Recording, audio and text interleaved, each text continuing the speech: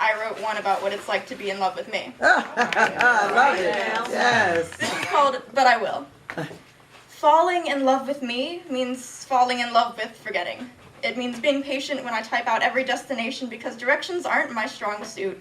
Odds are I won't learn the way to your house until after several tries once I recognize the colored house trio across the college party garage that follows that double-dipped intersection, finally reaching the speed-bumped black and yellow line avenue before my last turn onto your street.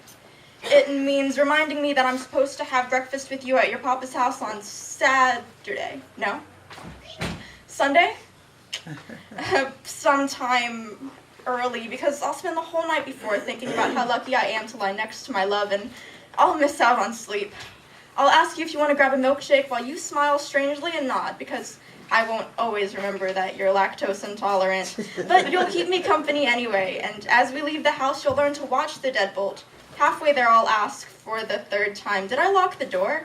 A question you've anticipated and studied the answer for. It means I'll get irritated a lot when we argue, and I'll cry and ignore your calls and sit and think of what we did wrong because I'll forget that we're two separate people.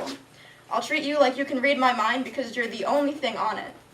I'll forget away all of my common sense, the things that everyone should remember best because I'm too busy keeping track of where you put the caps to your water bottles because you never close them. I'll learn how to turn your scent into words and how to navigate your room in the dark. I'll remember a play-by-play of our first date and my red skirt and your button-up shirt and the way the waiter thought we were old enough for a wine menu. I'll pinpoint the posters in your room and use one as my phone password because I forget numbers sometimes. But I won't forget the number of flowers you got me, 16, or all the times you called me, 39, or what time it was when you got on your knee, 3 in the morning. Wow. I'll remember to leave my fancy pillow on the right side of my bed because you like sleeping closest to the door. I'll remember the lyrics to all the love songs we called ours and all the letters that you wrote.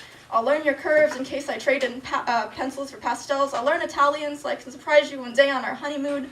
I'll turn your freckles into punctuation marks and your eyelashes into sonnets. I'll spend so much time studying the way that you play that I won't hear the song, and I might not always make you feel first priority in my life because I'll forget that there's the possibility of you being anything less. But you'll notice. You'll get tired of seeing me shake door handles, and you'll feel ignored while I watch your lips form words. You'll stop calling, and you'll start to forget too. You'll forget the meaning of forever, and you'll forget why you loved me in the first place. You'll forget how I laugh at your jokes, and the you that loves me will wither away. But through all this, I won't forget how you make me feel. I'll spend eternity searching for bits and pieces of you to lighten the anchor you left in my memory, writing you back into existence for God knows how many months, while you move on with your life, knowing the way to everywhere you go and only locking the door once.